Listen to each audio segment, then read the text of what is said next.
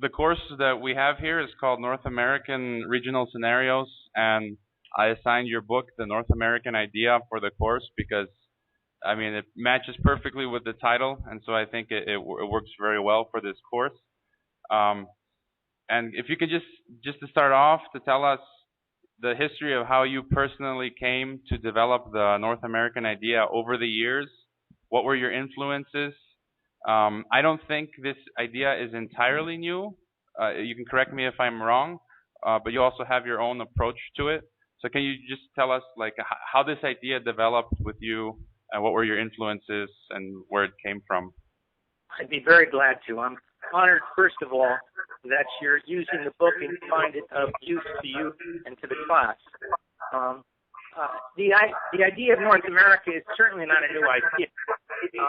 It's at least 500 years old. The idea of North America is like every previous idea. It's constructed from different perceptions of reality.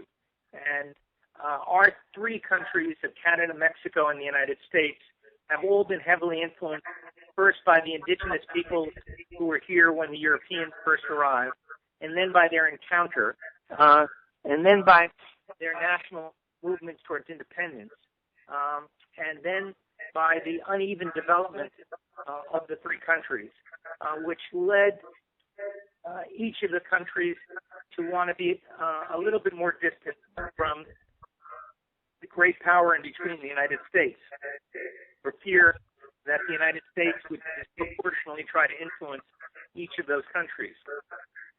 And so therefore, the natural resources and the natural potential of the continent was never really utilized until they finally decided to dismantle their trade and investment barriers. And then the outline of a continent became obvious. And all three countries have a certain cultural constance right now that allows them to consider new ways to collaborate. Plus their desire to make sure that their people's lives will improve require different degree of collaboration on issues that had formerly been considered wholly domestic. So, in short, we're in a new period right now.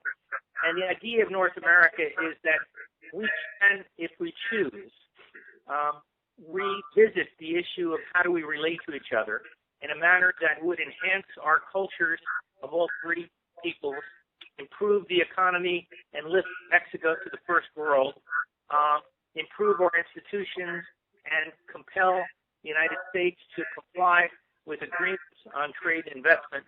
And at the same time, help adapt America's sense of leadership that takes into account respect for its neighbors so they may be less powerful than they are. So I think the North American idea offers a unique opportunity at this stage in the 21st century to redefine what each of our countries are within a community of three nations so that we can better fulfill the potential of each of our countries. I think this is a unique moment, and so therefore you're quite right in arguing that the North American idea is not a new one, but with each generation has a chance to redefine it in a manner that better suits the times and their own needs, and I think we're at that moment right now. I'm just reminding students that they can jump in with a question at any moment. You mentioned the generations. I know initially you had some trouble. How has the reaction been over the more recent years with this idea? Well, I think the initial reaction was ironic. That is to say, the harshest negative reaction came from the biggest and most powerful country, the United States, where some people, and I think it's no more than maybe 15%, raised issues of sovereignty. I was debated by Lou Dobbs and several people from the Fox News, like Bill O'Reilly, who said, why would you want to undermine American sovereignty? I said, if you look at this issue from Mexico and Canadian perspective, it's totally absurd to think that the United States is a country that's at risk. After all, we're 10 times the size of Canada in terms of economic power and 10 times the size of Mexico. So what are you talking about that we're at risk? I said ironic because Mexico Mexico historically has been the most fearful of race with the United States, but actually it has proven to be the boldest in proposing new ideas. Canada, on the other hand, has been very traditional in saying, we just want to deal with the United States, we don't want to deal with Mexico. So the initial reaction was negative in the United States. I think it was more positive in Mexico, more apathetic in Canada. I think over time, however, people will come to realize that's not the case. There's an entire chapter of my book and on public opinion surveys, which indicate that most people are in favor of collaborating more and moving closer, and they don't resist it. And we're going to do a national survey. I'm hosting a big conference on North America at American University at the end of this month. And we're going to do a tri-national survey of all three countries, U.S., Canada, and Mexico, just to test to see whether this sovereignty concern is still very strong. My sense is it's only among a very small, intense body of opinion. Most people in the three countries actually want us to move ahead more boldly. You mentioned you're going to do a new survey. Will that be this year or next year? It's undertaken right now in Mexico. It will be finished by the end of this month. Okay. And in your book, you mentioned, for example, how by 2015, I believe it was 51% of Americans believe that there would be a North American economic union.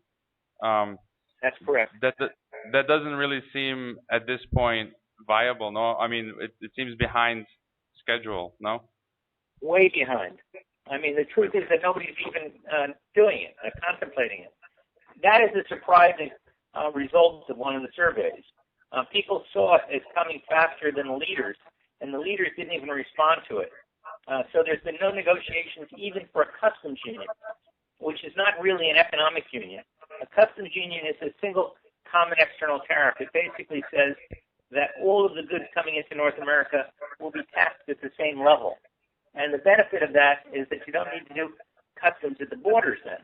You can just let all the products come in from the outside, and all the products from one country to the next would go genuinely duty-free without any customs forms or anything else, which would really create a single market. And it's in our interest because there's an implicit tax of almost $500 million a year when we have to inspect them several times to cross the border. So a customs union is not the same thing as an economic union, but the truth is that nobody's negotiating either one right now. We have a question here from Australia. Hi, my name's Finn Madison. I read your book and I'm in agreement with it in regards to a free trade zone, but I wonder why you draw the line at North America, and what are your thoughts on a world without national borders? And yeah, that's my question. It's a very good question. I think a world without national borders is a world that's at least 100 to 200 years from now, if ever. And I draw the line around the three countries of North America only because I draw some conclusions from the European Union's own experience in integration and realize how difficult it was stage, including the current stage they're at right now, for 27 or 29 nations to reach a consensus on a single issue. For example, what could be the regulation for jelly beans? I think, even 2 or 3 nations, it's hard to reach agreement. 29 is impossible. So I suggest we start with 30. And if we can reach agreements there with the 3, then it can be, for example, to Central America and the Caribbean, and then beyond that to South America. Eventually, I think many of the agreements to reduce barriers could be multilateralized internationally, just as with the World Trade Negotiations. But I wouldn't leap there in one step. It's too large to jump. Another question. You state in your book, if you can clarify, I'm kind of confused because you say that North America will not emulate the European Union in some instances. Then in other parts you say that you desire to study Europe's integration experience and apply its success to North America? Yes. Let me be very clear on that. I think the European experience is a very rich experience. We would be foolish not to try to learn from that experience. We would be equally foolish if we tried to adopt everything that the European Union did. I think what we ought to do is learn from their mistakes and avoid them, learn from their successes and adapt them, recognizing that North America is a different phenomena than Europe. There are huge differences in philosophy, in institutions, in policies. Therefore, we should learn from the experience, avoid their mistakes, and adapt their successes to the different composition of North America. Just reminding students again, anyone with a question. One example of the absurdity of the North American idea, of absurd problems that the North American idea could alleviate. I have a personal experience where I purchased a Japanese-made car from a foreigner here in Mexico, and I didn't realize that that was illegal, and that Mexico will not nationalize the car because it's not made in North America. So that created a whole bunch of problems. And then you mentioned in your book that the auto industry, if I'm not mistaken, composed 40% of trade in total within North America. Could you perhaps comment on some of the problems that this idea could fix, and as well as comment on the importance of the auto industry, for example? Yes, the auto industry is a good example of why we no longer are building American cars in the United States. We're building North American cars because the parts are assembled from all over, from Canada and Mexico. Mexico's proportion of its value added to the North American car has increased enormously in the last decade. Now that whole car industry has changed a great deal, and the Japanese, of course, play a huge role in producing North American cars as well.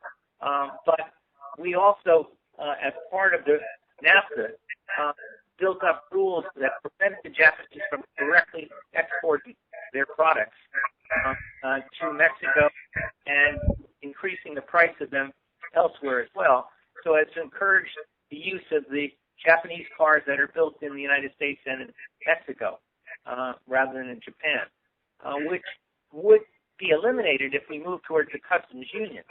And at that point, we would allow the Japanese cars in, and they would compete more directly against our own cars, which I think there's a certain argument in favor of that as well, not just for the sake of the car that you just purchased, but more broadly for all Mexicans, Americans, and Canadians as well. Yeah, it would make life a bit easier. We have another question from Australia as well. A lot of people from Australia, huh? I was just wondering, you mentioned that the possibility of the North American community depends on the erosion of the development gap of Mexico. I was wondering, how do you think North America can promote development in Mexico, and what issues are most in need of addressing? I'm sorry, I didn't understand that question. Could you repeat the last question? Repeat your last comment. So I was wondering how you think the North American idea can promote development in Mexico, and what issues are most in need of addressing.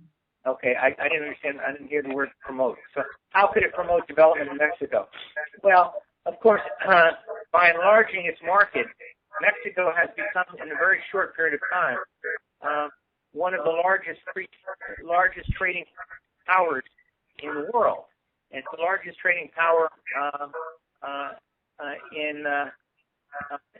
it's the largest trading power in Latin America right now by far.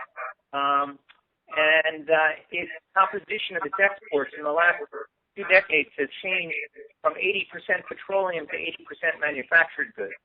But there are ways to promote development even more in Mexico.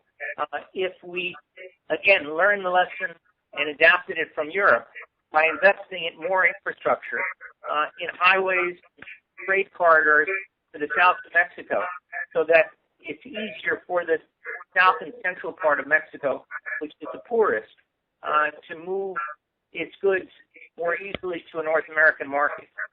And I think that would be in the interest of the United States as well, because of every export product that the United States receives from Mexico, 40% of that product actually comes from the United States as parts that go into Mexican products. So we are producing together, and the more we do of that, the more competitive and the better off our economies get vis-a-vis those in Asia and Europe as well. So that's the direction to go. There's a lot of ways that Mexico could rise to the first world economically as part of a broader market that was flatter and that was more homogenized, and in which the transaction costs had been reduced, making the products more competitive. Another question? We have a follow-up? No? And you also mentioned a lot about climate change and the environment, but I was just wondering how you think, if you thought utilizing renewable energy sources could help alleviate the poverty as well. Yeah, I mean, I think we need to, in North America, come up with a balance between our desire for energy security and production on the one hand, and reduction in carbon emissions on the second, on the other hand. And I think we could do that, actually, not only through alternative sources of energy, but frankly, through a comprehensive agreement that could be a model for the rest of the world as well. You need to deal in this current period with both issues at the same time. That is to say, while we need to use energy and need to produce it, and while it's beneficial for us to do so, it's also very important that we reduce our carbon footprint in the world. And I think we can do that through carbon taxes. We can do it through regulations that encourage less use of coal burning for energy purposes, as the Obama administration is doing. There's a lot of ways that we can do this as well. And I think we need to do both. And I think North America could be a model for doing that. Anyone else so far? You state in your book that the North American community specifically does not mean a North American union, and that there currently is no real definition for community. But you also state that if the peoples of North America wanted someday in the future, it could become a union, theoretically, like Europe. Would that be correct? Well, I'm not sure. Even though the European Union calls itself a union, it's not really a union. It's more a confederation of states. The only real union is the United States. Mexico is a union, that is to say, one centralized government.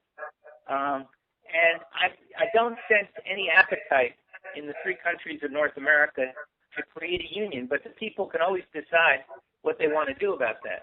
I think I use the word community because it communicates a sense that we want to show greater respect for our neighbors than we are currently doing, and that we want to look at our neighbors as real partners in a common challenge. And that's a sense of community.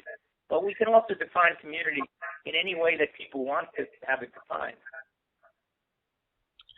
I was wondering about if you knew anything about something called the North American Triumvirate. Here at the school, we practice the Model United Nations simulation, and I was wondering if you knew anything about the North American Triumvirate, which I believe gathered students from all three of our countries. And we did that at American University every summer. We brought in 30 students from each of the three countries. We called it the North American Triumvirate. We did it with Tec de Monterrey and many summers as well. And the students loved it, and they did very well. I'm sorry that we haven't continued it, but the funding for it was a little bit difficult. But I think the students found it very, very useful. And essentially, it's like the UN and the OAS model assemblies, in the sense that you put issues before the students, and they research them, and they come up with proposals on ways to address them more effectively from a continental standpoint. Okay, we have a question from France this time. Hi, I'm Victoria. I wanted to ask you a question about economy and how generally the companies react to the fact that the borders are really closed, and since 9/11 it's been hard for them to, like, they've used, like, what I understood from the books is that they're approving much difficulties because of the border that got closed because of the 9/11. And I was wondering, what are their reaction and why are they not doing anything about it, is or are they doing anything? But I don't know. Well, I don't think there's any question but that everybody who's been involved in either commerce or transit across the borders have been affected by the new impediments that came into being as a result of 9/11. And it has slowed traffic. It has reduced traffic. It has hurt some of the businesses. And they all have complained. And the three governments keep promising through new programs, starting with this so-called smart borders, that they're going to do something about it, but they haven't done anything about it. Now, why haven't they? I think the reason ultimately is that that they don't have an idea that's really pushing them, and that's helping them to understand why they should be less fearful, that why security ultimately depends among our three countries on trust and cooperation and intelligence, and not by blocking the border and making it harder to get through. But we haven't. Our leaders haven't gotten to that point yet where they understand that. So do you think, on that note, that you mentioned in your book, and you've written about this in various publications, is biometric identification the only way to solve the border problem, or one of the better ways? We see many countries around the world, like India and Mexico, starting to use this technology. I think it is one way to help. I mean, I think the United States, and particularly Republicans, are very concerned about undocumented workers coming up from Mexico. And the usual reflexive response is, let's build bigger walls. Let's try to stop them at the border. Well, that just doesn't work. We know it doesn't work because most people who are coming north without legal visas are coming for jobs.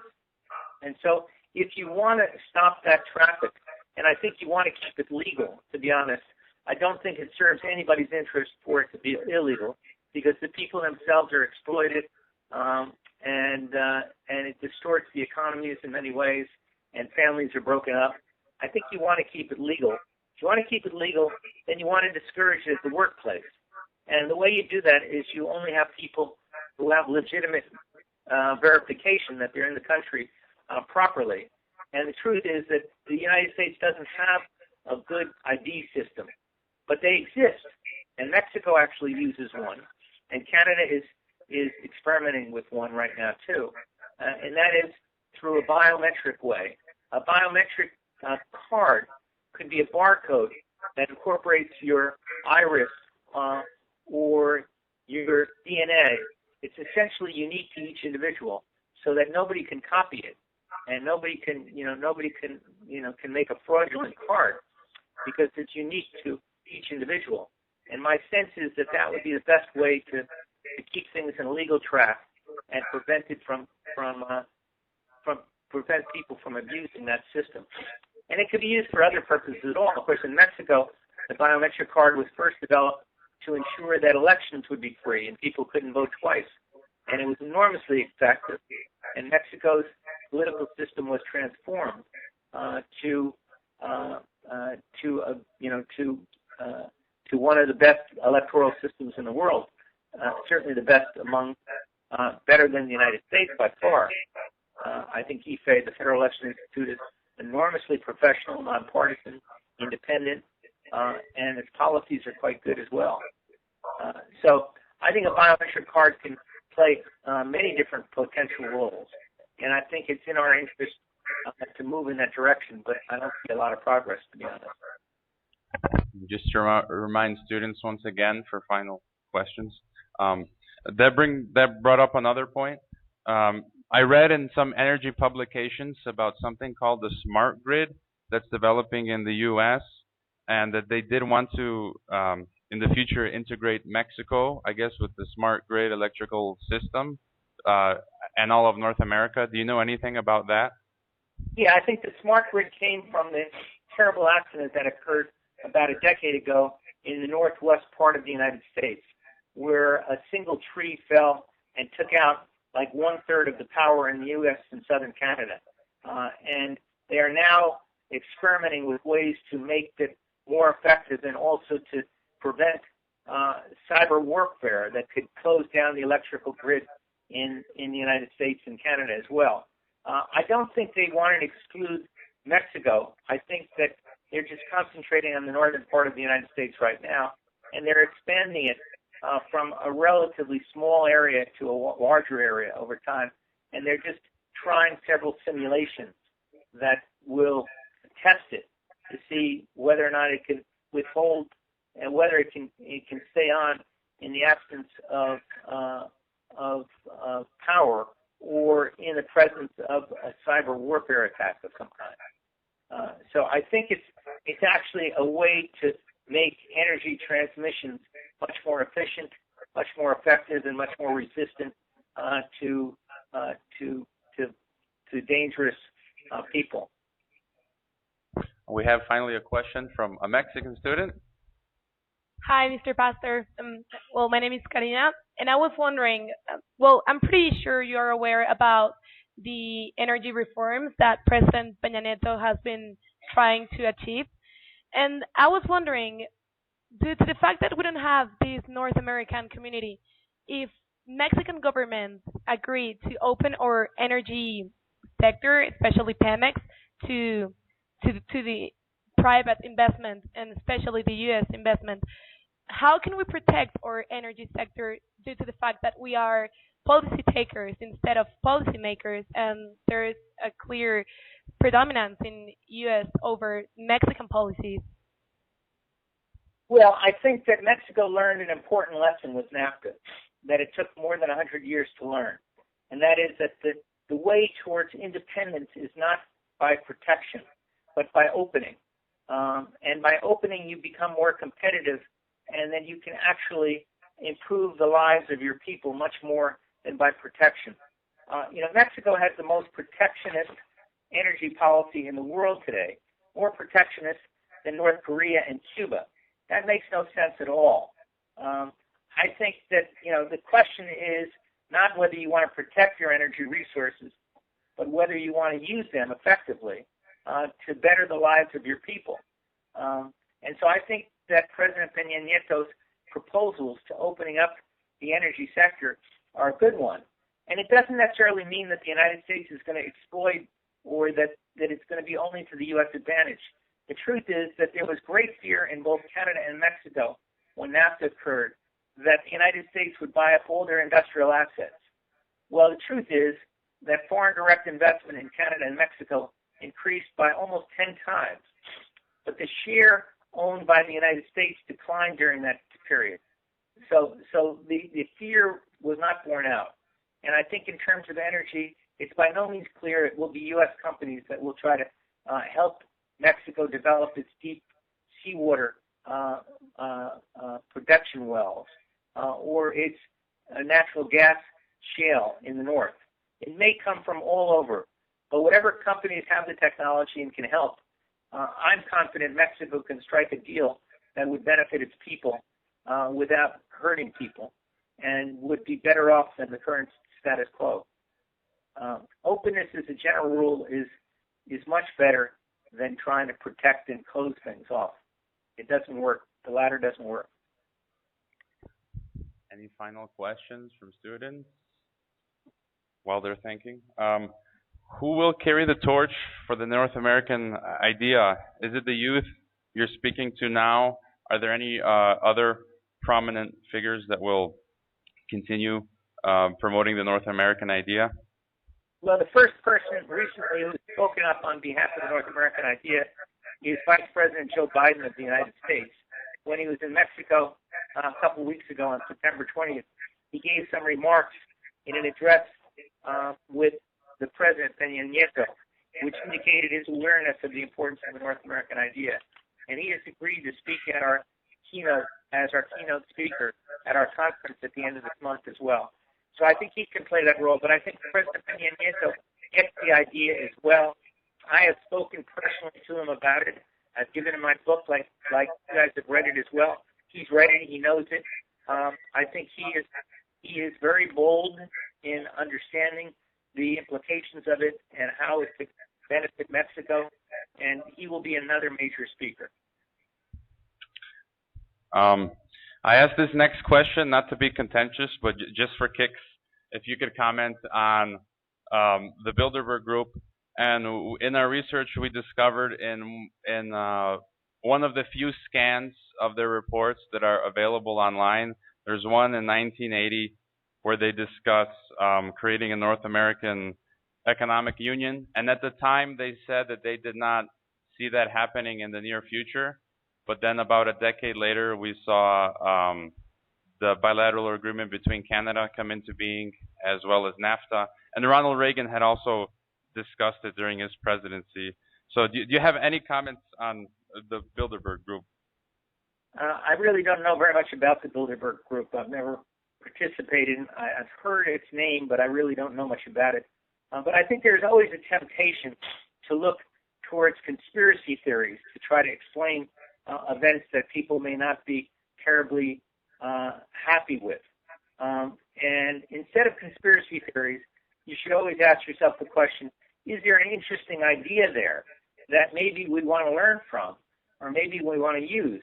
I think that's the more relevant question than was there a small group of people that sat down together and came up with a new way to organize life in the world. I don't think that's the way the world actually develops. It's not small conspiratorial groups like Dan Brown writes about and others.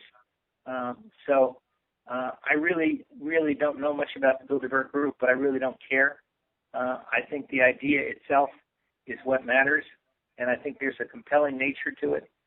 It comes from us living closely with each other and wanting our lives to be better. Okay. Any final student questions? No?